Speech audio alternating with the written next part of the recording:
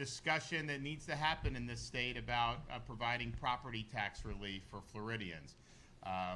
We've got, if you think about how we're governed, we're ranked #1 economy in the country 2 years in a row by both CNBC and U.S. News and World Report.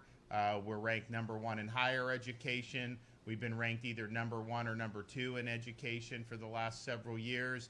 #1 in education freedom, #1 in parent involvement in education. Crime rate is at a 50-year low.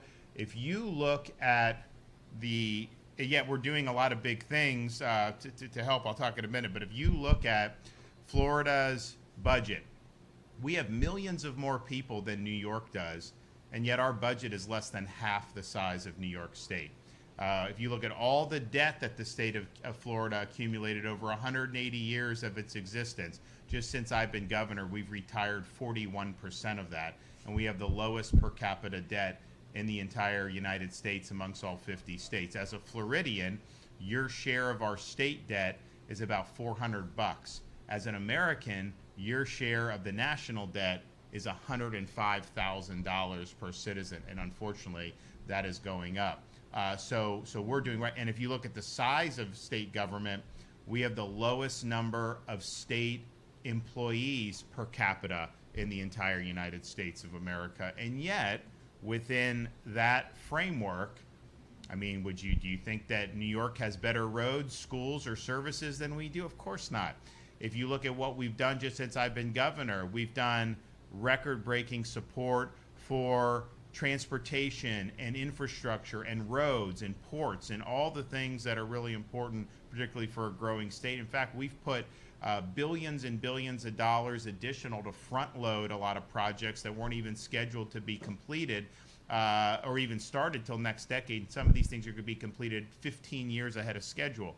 If you look at what we've done for conservation, we established a Florida Wildlife Corridor. We've done Everglades restoration. We've done things for springs that no one thought was possible 5 or 6 years ago. And then if you look at education, we have universal school choice. We've done billions of dollars in increases for teacher salaries. We have the highest per pupil spending that we've ever had. Now that in and of itself, because you go look around the country, some of the places that have the worst results have massive high per pupil. It's a question of, is that going to bureaucracy and red tape, or is it actually making a difference with personnel and in the classroom? And we've really worked hard for the latter.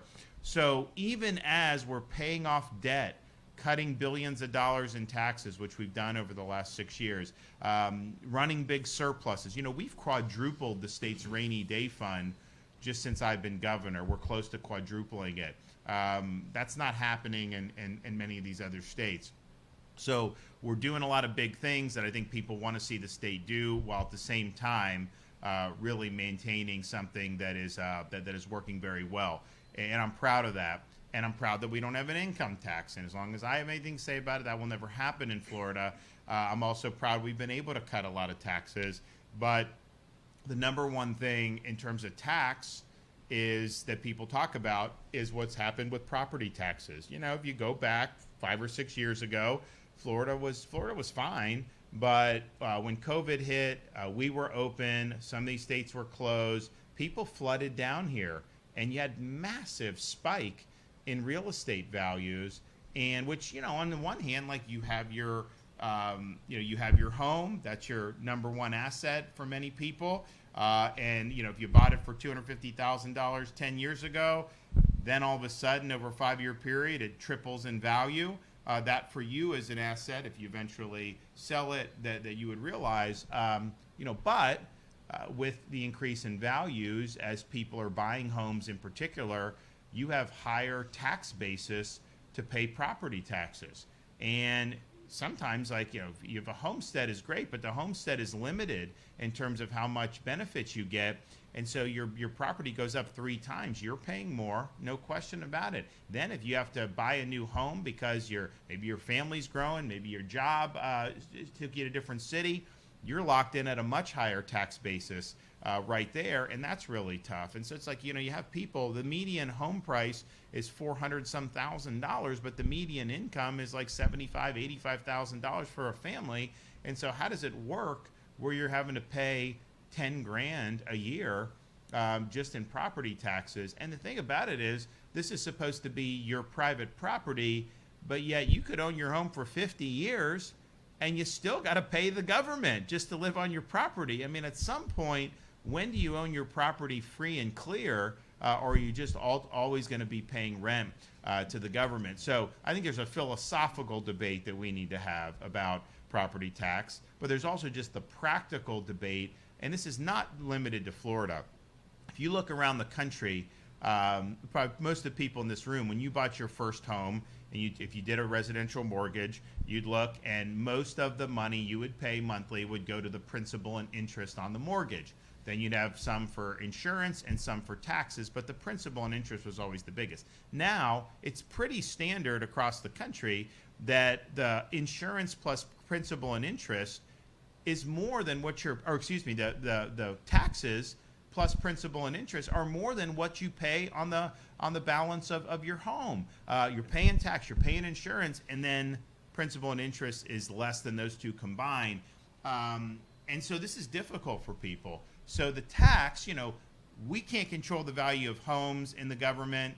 You wouldn't want us to try to do that. It wouldn't work. Insurance, we've done a lot of reforms. The market is stabilized. More companies are coming in. But that's very, very tricky when you've got 6 major hurricanes in 7 years. Our market is the most challenging in the country. Government can't just set a rate. If I could just say you pay $1 a month, I would do that, right? But we know that everything would collapse. It's just not, it's a private market. But the tax is purely about government, right? Government can tax or not tax. We in Florida have the opportunity, even though this is a local issue mostly, to do constitutional protections. There are things we can do in Tallahassee working with the legislature, but I think it's just, you get locked in. You should not be in a situation where you'd ever have to give up your home because you can't afford the taxes. So I'm glad that we're here. We've got some great folks. We've got Senator Blaise Ingoglia, who represents a district north of Tampa Bay. Jordan Hooton is a realtor here in Jacksonville. Janelle Flynn is a local resident who's going to talk about this. But I just think that when you're looking at what can you do to, one, further the free state of Florida, two, what makes the most difference for Florida residents? When I became governor, it was typical that we'd get between 80 and 90 million visitors a year. That changed a lot over the last 6 years. Last year, we had 142 million visitors to this state. And you see it on the roads. You see it. I mean, there's some burdens that come with that. But, we're fortunate that they pay tax for us. They pay these sales taxes. They pay hotel taxes. They do all that. Florida First means I want that 142 million and the snowbirds who live here part-time but aren't residents, the Canadians and all that. I want them to shoulder as much of the burden as possible. I want to relieve burden on Florida residents. We are unique in this country in being able to do that even more so than we've done historically. And that would be a really, really good thing for so many families across the state of Florida. So this is something that when I said a couple months ago, we want to do, obviously there's some things we can do at the state level, but structurally, if you look at Florida's constitution, this is a local, so your millage rate is not set by the state. What they do with the revenues coming in is done usually with city and county. But we have the ability, working with the legislature, to put initiatives on the ballot that will be able to allow you to vote for relief and for protection in this area. And I think it could be really, really exciting. But we need to have this debate. All your representatives need to know that this is something that you want to see, that it would make the state better. I think the economy would boom tremendously if we were able to do this, and it would really help people cope with, we've seen a big increase in cost of living with all the inflation that's happened in the economy over the last 3-4 years. We don't know what's going to happen with that. You look at, home values can kind of fluctuate. We've seen booms in markets, but then there's a correction, but who knows, right? You just don't know with all this stuff. And home ownership, I don't believe in like some of the programs the federal government did to like try to manufacture loans for people that couldn't afford to pay the loans. I think that led to some problems in the first decade of this century with the financial crisis and some of these mortgage-backed securities that were really built off a lot of bogus loans that should have never been issued. But at the same time, owning a home is a key portion of the American dream. We can't try to subsidize a loan or try to act like, we can get you a mortgage when you can't afford it. But what we can do is say, when you're doing that, when you're working hard, we want to relieve burdens on you. We don't want you to be burdened down with having to pay all this tax, especially when we can collect that tax for people that don't even live here. And that, to me, would be a much better way to go about it. So I'm excited about the prospects of bringing some significant relief. It's all about Florida focus on our residents, put our residents first. And while we appreciate people that come and visit here, I don't want to be cutting their taxes. I want to be cutting your taxes. Okay, Blaise Angolia.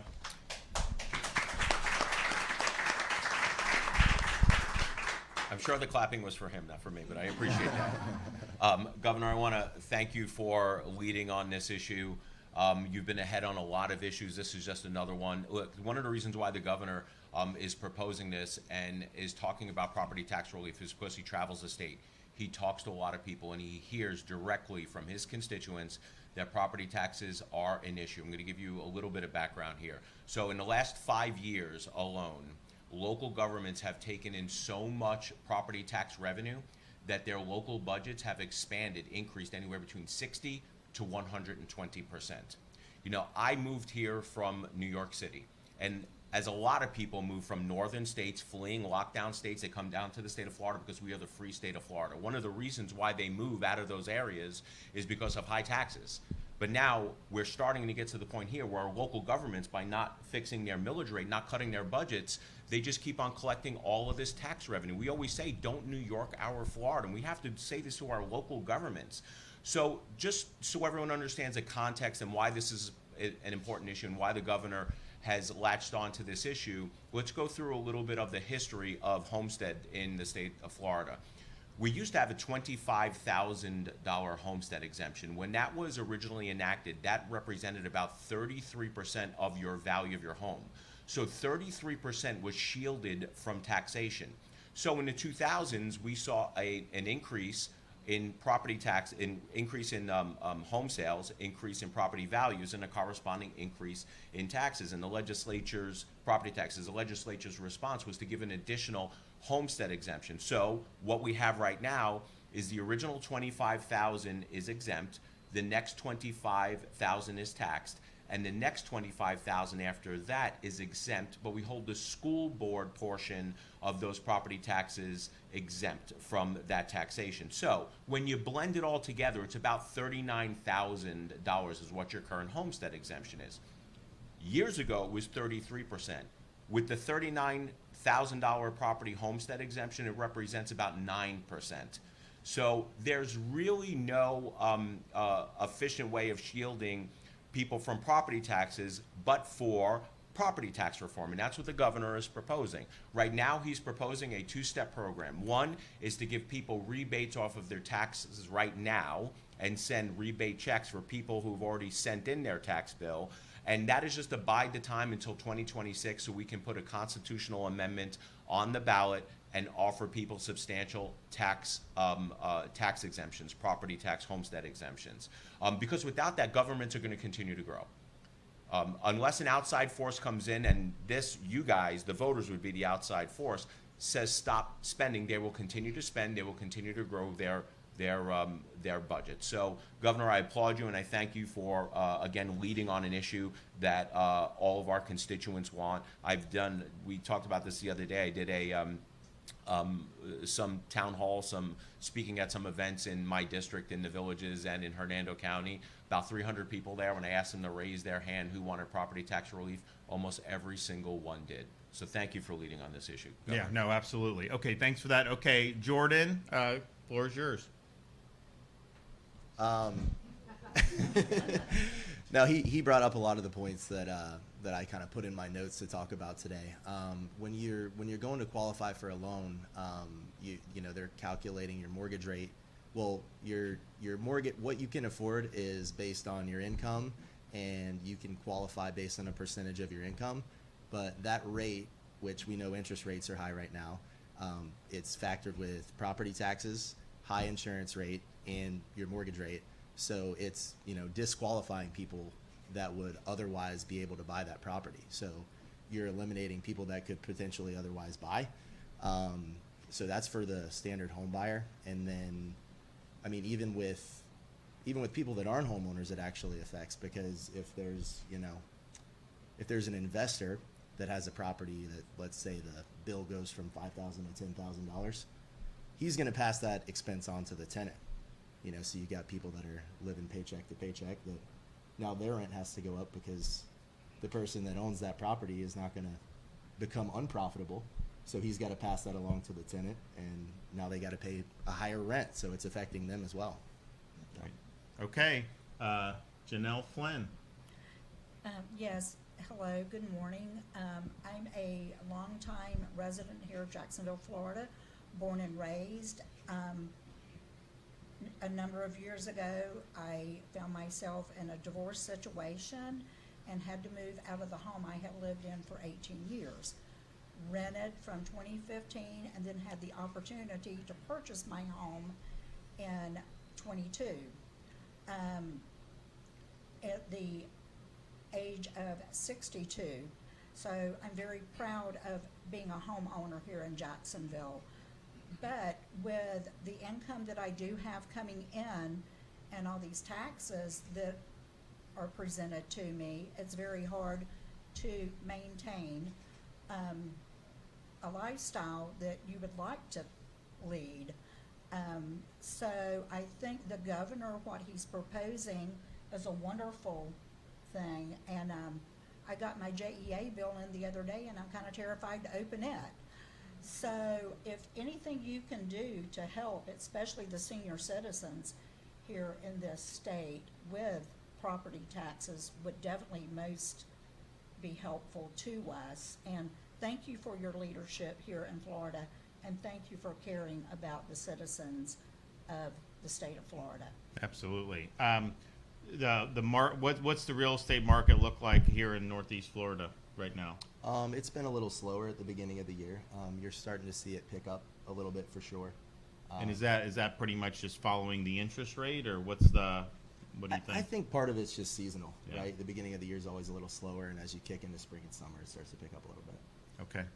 And you live in what part of town? I live on the north side out by the zoo on Trout River. Oh, okay. And Blaze, just in terms of overall, I know you're involved in home building. What are you seeing with the economy in Florida? Obviously, we hear these things the media talks about nationally, and then I'm always asking people, well, are you doing poorly? And they're like, no, we're doing good. But it's like, it's anecdote.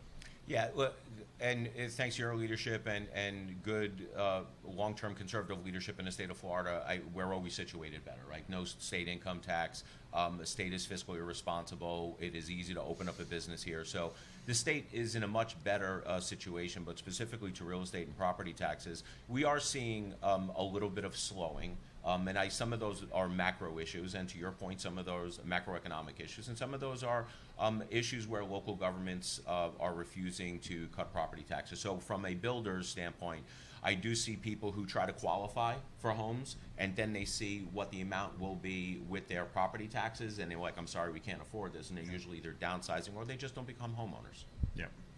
Well, and the thing about it is we obviously did much better in COVID than other states did. We have our economy's grown more than every state in the country since I became governor, except Idaho barely beat us. But they have like 2 million people, so it's a lot easier to grow at a higher percentage when you're that small. We're in a different situation, and so we're really well situated to withstand whatever happens. But if you do have issues that happen, clearly we got hit with the inflation like every other state. When the federal government is borrowing and printing trillions of dollars, you are going to have inflation. It's just that simple. When you shut down supply chains like they did during COVID, that is going to cause disruptions. And so there's no way to avoid that, but we handled that better.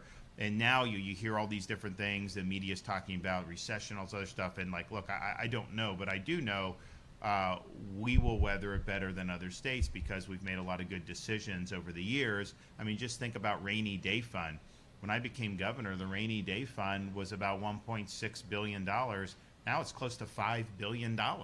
And so, you know, during the Great Recession, the legislature, and Blaze wasn't there yet, but and I wasn't around, but they even raised taxes because of the shortfall. They had like a $1 or $2 billion, $3 billion shortfall, something like that.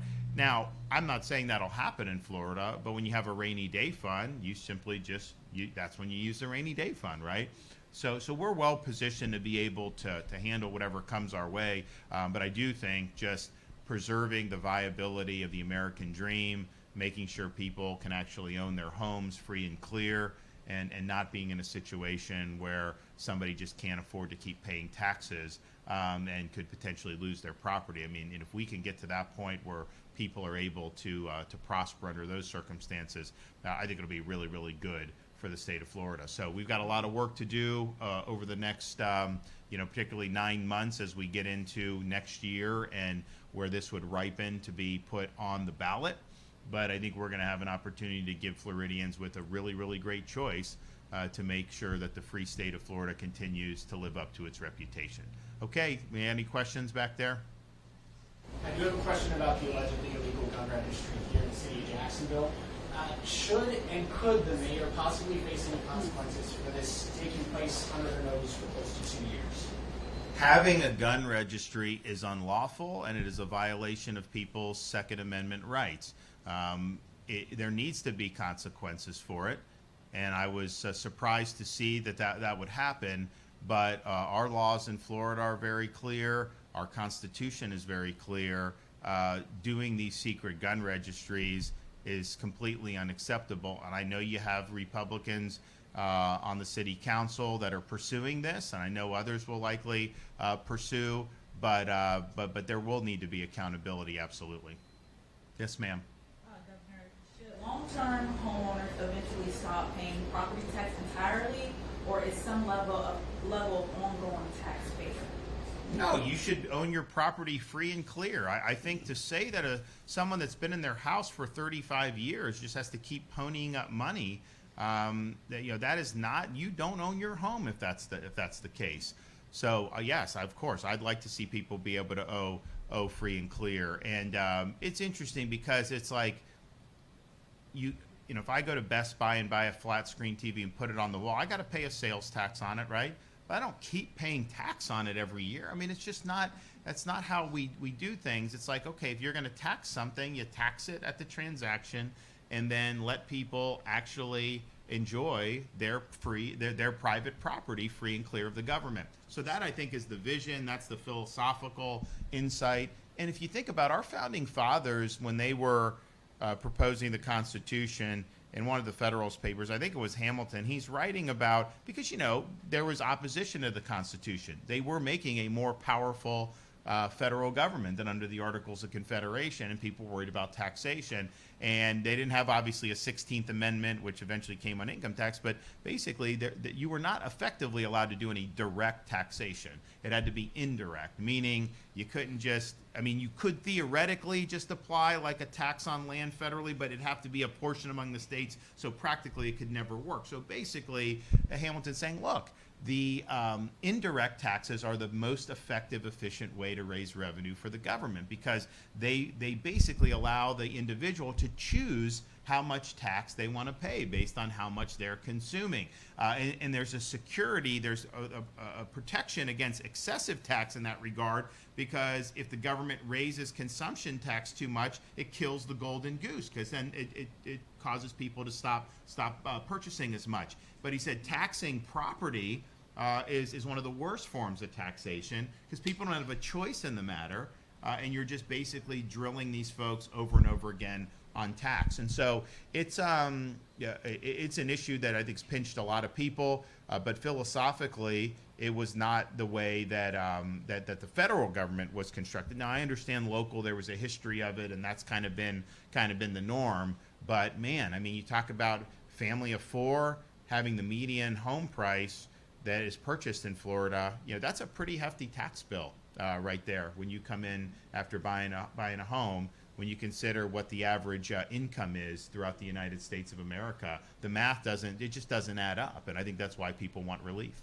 Governor, do you have a timeline of what those the tax rebate checks that could possibly go out? What does that look like? Well, our proposal was they would go out when the notices went out in November. So you'd get the notice and then you'd get the rebate as well. And I actually had some of these Republicans in the leadership of the Florida House say that giving people a rebate on property taxes they are currently paying is the akin to like Gavin Newsom welfare program. What has happened to some of these people in the Republican Party that they would equate rebating taxes you have paid to somebody just getting a handout for doing nothing?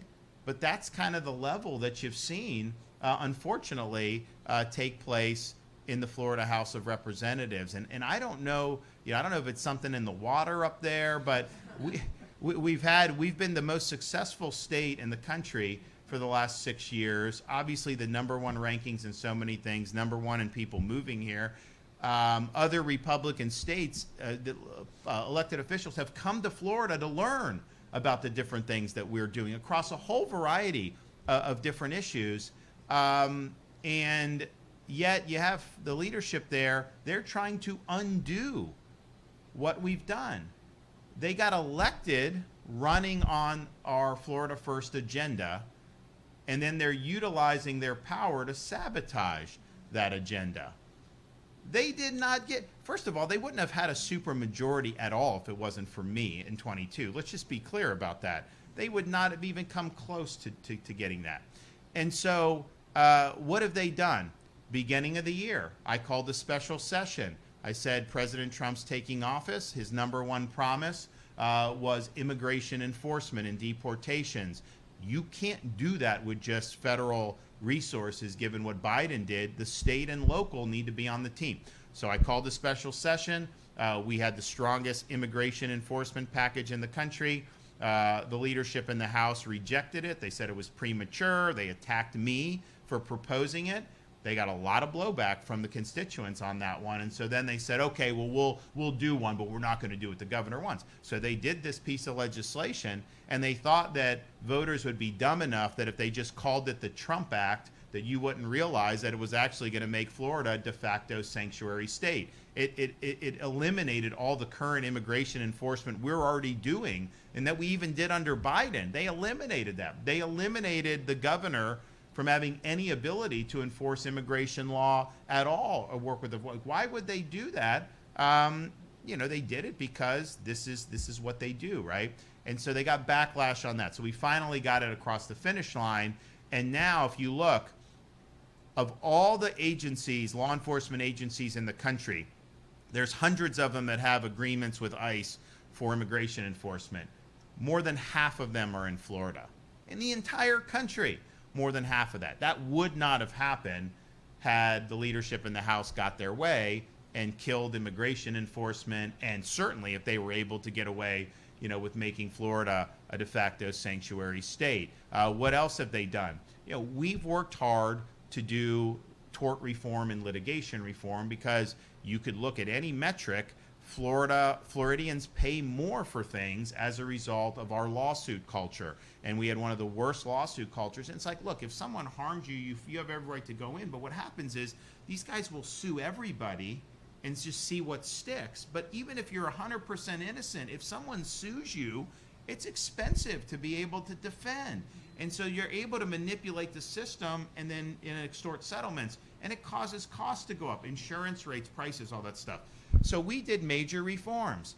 And since you've done major reforms, last year, after many years of increase, property insurance was stable. So far this year, the rates are stable. Auto insurance in Florida, this year, the major carriers' average decrease is 5%. It's not decreasing anywhere else. The only reason that's happening is because of the litigation reform. Well, the House of Representatives, the leadership, they didn't run on this, but they actually tried to repeal these reforms. And their own analysis in the bill said it would have caused insurance rates to go up 50%. Why would they do that? They didn't campaign on it. Well, it would benefit a lot of lawyers, and they're trying to benefit the lawyer class. That is not what they ran on. And then you look at higher education. We've really worked hard in Florida to say our universities, there's no place for woke indoctrination. We want classical education. We were the first state in the country to eliminate DEI from our public universities. Like now, it's on the defensive. I think the Trump administration's done admirable work to go against it, and now corporate America and the universities are backtracking. When we leaned in against DEI, we were going against the tide. I mean, it was sweeping academia, corporate America. We dug in and we fought back on that. We have in Florida, all tenured professors have to undergo review every 5 years and can be terminated for poor performance. I mean, so many of these professors, they get tenure, and rather than do research and teaching, they want to do political activism. Well, look, if that's what you want, go to Berkeley. We don't want that here on your dime, right? So we've done a lot to really draw a contrast with the Columbia universities and the Harvards in terms of their campus culture, their ideological extremism, and saying, you know what, parents, you're going to get a very rigorous, high-quality education, but it's going to be divorced from the woke agenda. And that's been very positive for us. And yet, the House of Representatives leadership put forth a bill that the House passed, it died in the Senate, to undo our anti-woke education reforms effectively. And I'm just thinking to myself, did any of these guys campaign on that? Is that what they told you they were going to do when they got in? And so I think you've had a lot of problems with truth in advertising here. When you run on a certain agenda and then you turn around and sabotage, that's committing a fraud against the voters that put you there. They assumed power based on the good work of other people, not them. And they've assumed this power and this leadership, and they're weaponizing that against the voters that sent us there in the first place. And that's why they've had trouble. That's why it's been an ineffective run for them. They don't even have a budget. I mean, literally, the session ended. Since I've been governor, sometimes it goes a day or two to tie up the loose ends. They don't even have an agreement on what the levels should be. They're not even close to any of this stuff. And I'm just thinking to myself, like, you had a pretty good blueprint on how to just do effective conservative governance.